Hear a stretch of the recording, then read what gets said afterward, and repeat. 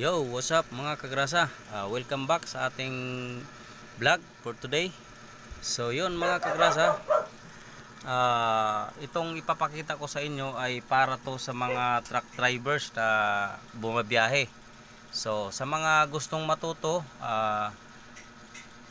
tingnan nyo lang kung paano ko to gawin. Hindi naman kailangan ang mekaniko kung ganito lang naman yung mga problema sa truck mga kagrasa. So ngayon, ginagawa ko to para sa mga biyahero nating mga kagrasa dyan. So ito ay first aid lang naman to, basic lang naman, para lang may guide kayo. So yun mga kagrasa, bubuksan na natin, papalitan natin to ng repair kit kasi may leak kasi to mga kagrasa. So instead na bumili kayo ng bago, pwede naman repair kit lang kasi wala naman problema yung sleeve natin. Siguraduhin nyo lang na walang tama yung ating clutch booster sleeve. So dito, kung bibili ka kasi ng buo nito mga kagrasa, nasa around 7.5 or 8.5, 6.5, depende sa tindahan kasi yan. So ayun, nakikita nyo kung paano ko binuksan, kung ano yung mga laman dyan. 1+1 lang naman to mga kagrasa. Pag backlas nyo, hindi katulad ng isang makina na kailangan ng timing. So ito ay ilad lang yung tornilyo. So ito pinapakita ko kung paano buksan. I'm sure kayang-kaya nyong buksan. Ang payo ko lang sa inyo kapag gumagawa kayo ng ganito, lalo na't nandyan kayo sa daan, tandaan nyo lang kung paanong, bago nyo hugutin, tandaan nyo kung ano ang posisyon ng bawat pyesa kasi may mga pyesa kasi yan mga kagrasa. So ito, tinatanggal ko na yung ating washer.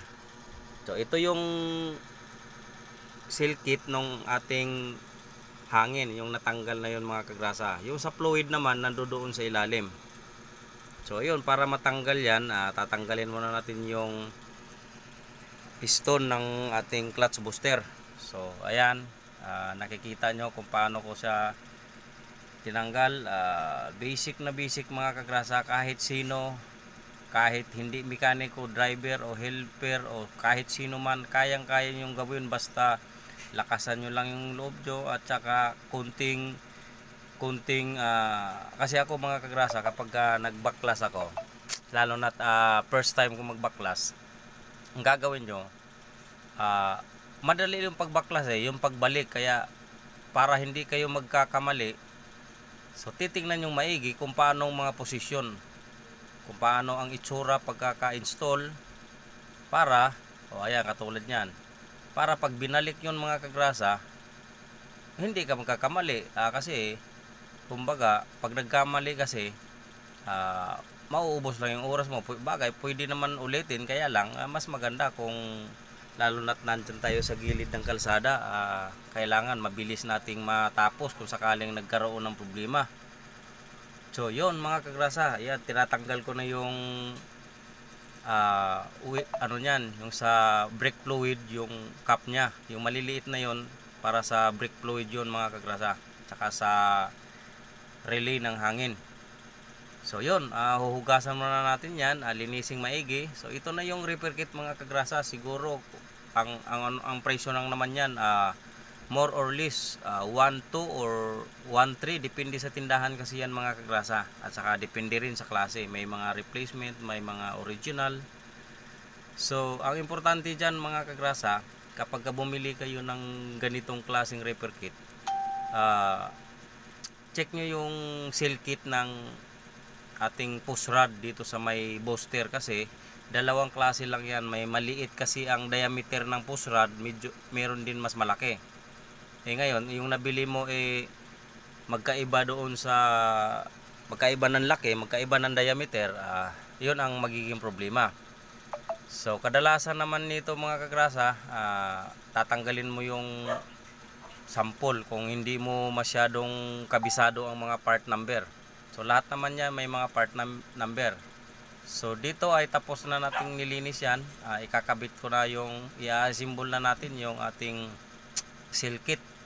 Ayang isang rubber cap dyan mga kagrasa, yan yung seal kit niya para hindi pumasok yung brake fluid sa loob. So ito naman sa kabila, yung may housing siya na aluminum, para naman yan sa hangin mga kagrasa, para hindi lumusot yung hangin papunta doon sa fluid. So parang baliktaran lang yan para kabila, kasi ang kabila niyan hangin, ang kabila naman brake fluid. So yun, pinapakita ko sa inyo kung paano nakakasalansan, kung paano ikakabit yan. So yun, lahat na yun ipapasok natin dito sa may seal kit ng ating base ng ating clutch booster. So ito naman maliit, baliktaran din yan para sa hangin at saka sa brake fluid. So ayan, hindi pwedeng parehas ang ano niyan, ang pagkakabit.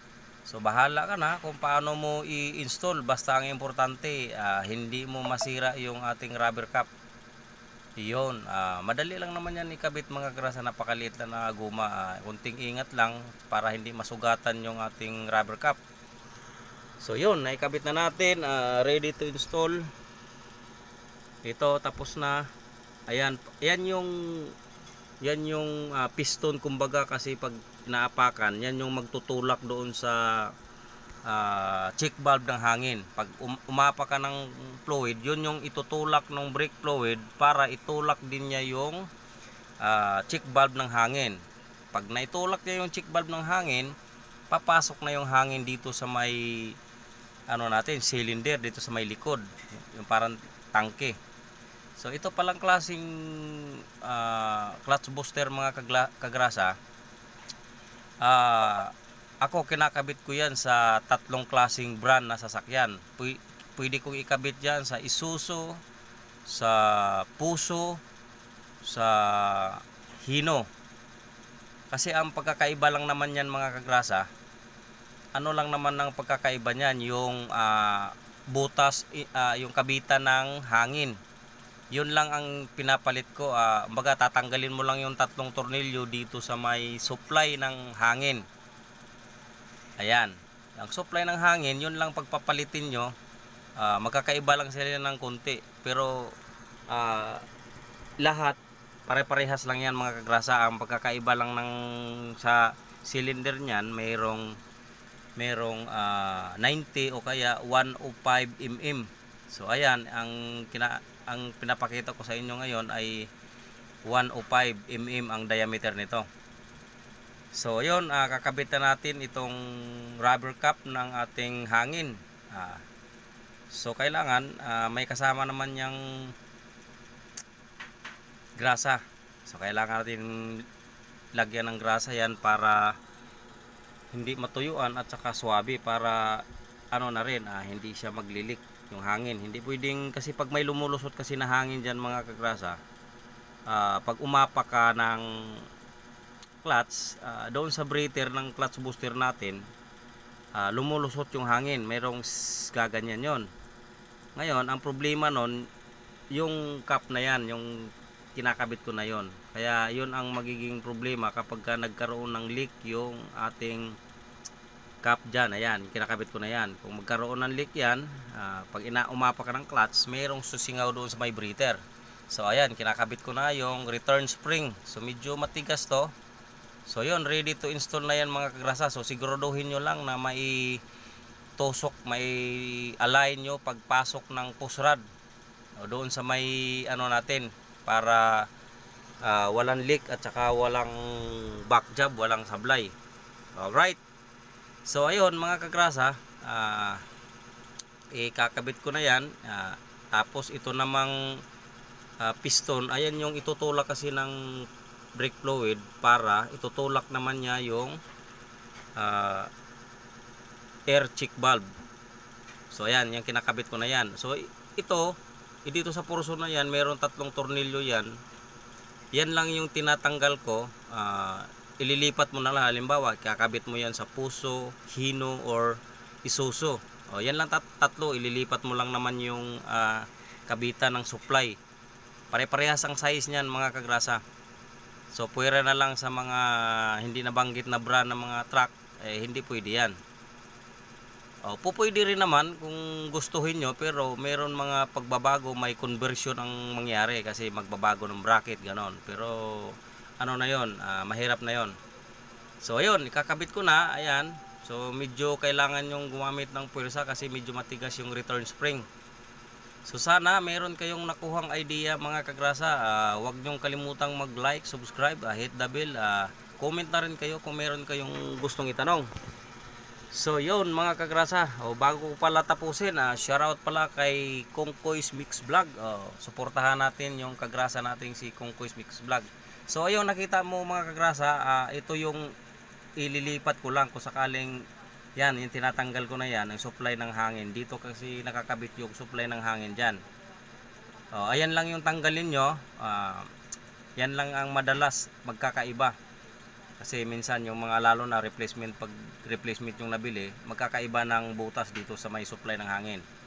So yun, sana meron kayong nakukuhang idea. Kay Dance TV 30 pala, shout out kay Orlando Mosguida, WGL Official. Maraming salamat sa suporta. Alvin Aurea, Dan Mechanics, shout out mga kagrasa. Maraming salamat. God bless sa atin mga kagrasa. Thank you for watching. Sana nakakuha kayo ng idea. Alright.